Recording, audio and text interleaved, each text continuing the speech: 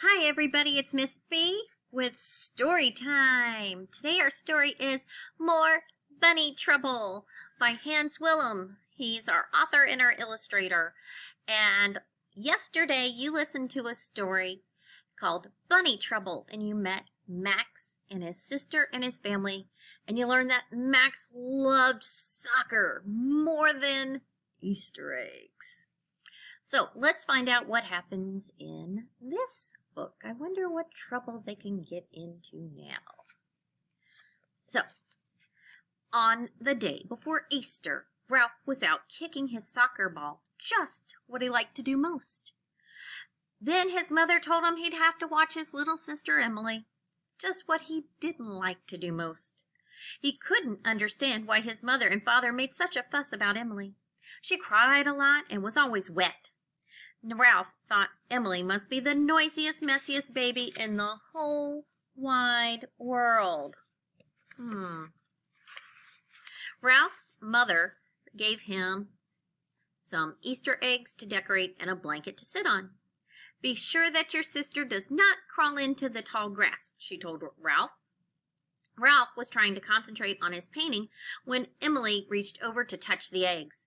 "Stop that," Ralph said, and he poked her with his paw. Not too hard, but not too gently either, just enough to make Emily cry. Mama came running. "What's the matter with Emily?" she asked Ralph.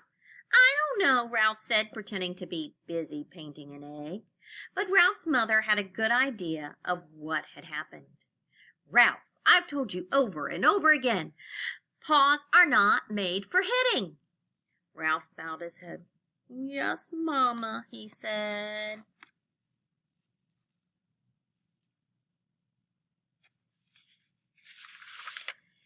But as soon as their mother was back inside, Ralph poked his little sister again. Emily cried and cried, but this time her mother did not come. Instead, 2 butterflies flew by and fluttered around Emily's head. She quickly forgot about the hurt and started after the pretty blue creatures. So there is when he poked her again, and there are those pretty blue butterflies. Wonder where she's going. Emily crawled off the blanket and headed for the tall, green grass. But is Ralph paying attention? I don't think so. It was a whole new world for Emily, filled with animals and flowers she had never seen before. Everything was so pretty and smelled so good. Emily looked around, and then she went on crawling, and on and on.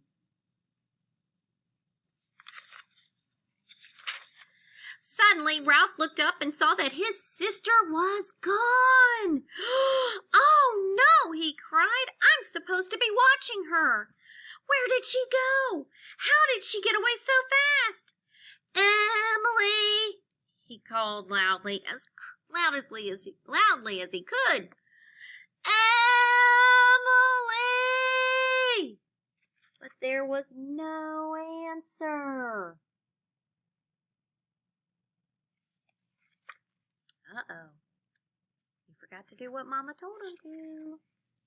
Ralph looked everywhere. He listened, trying to hear his sister's cry. Nothing. Oh, dear. She must have gone into the tall grass.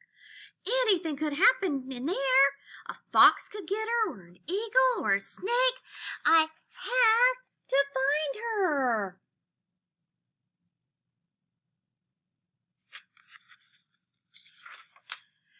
But the grass was so tall, Ralph couldn't see anything. He ran to his mother and told her the whole story. Ralph's mother did not lose any time. She called the neighbors together and asked them to help her find the baby. All the rabbits were busy getting eggs ready for Easter, but this was more important. They stopped their work and ran out into the tall grass.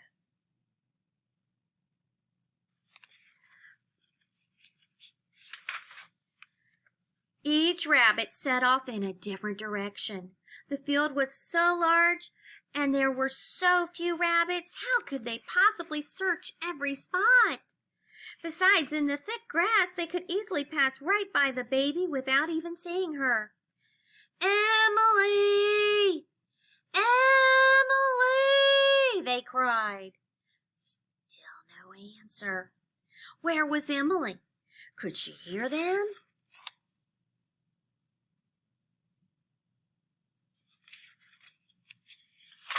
I don't know. We'll have to find out.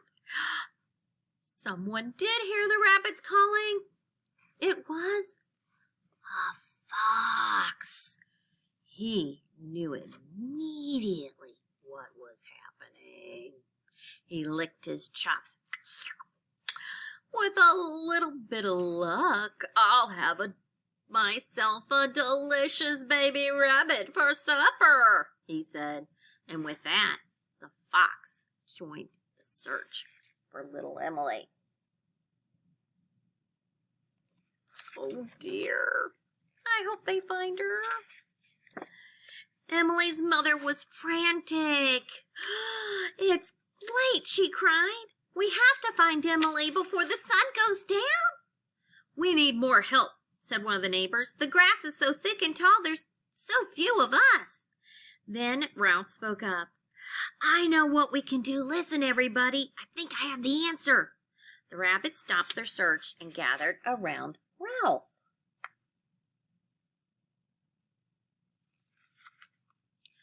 Do you have an idea what they might do? If you do, that's known as a prediction. And keep it in your head so you don't lose it. Here is my idea, Ralph said. We will all hold paws together and walk in a long line across the field. That way we can cover every inch. We can't miss her.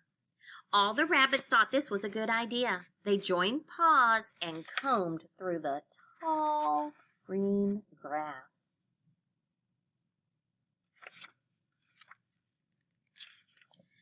And that's how they found little Emily, fast asleep, dreaming of butterflies. They found her. Not the fox, thank goodness. Phew. There were cheers as Ralph's mother took Emily into her arms again. Everyone was overjoyed. Even Ralph shed a tear or two.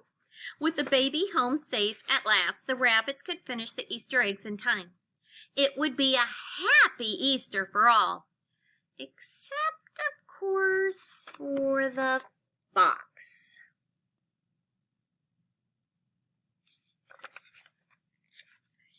From then on, Ralph watched his favorite sister very carefully, and the two of them could often be seen walking along, holding paws together.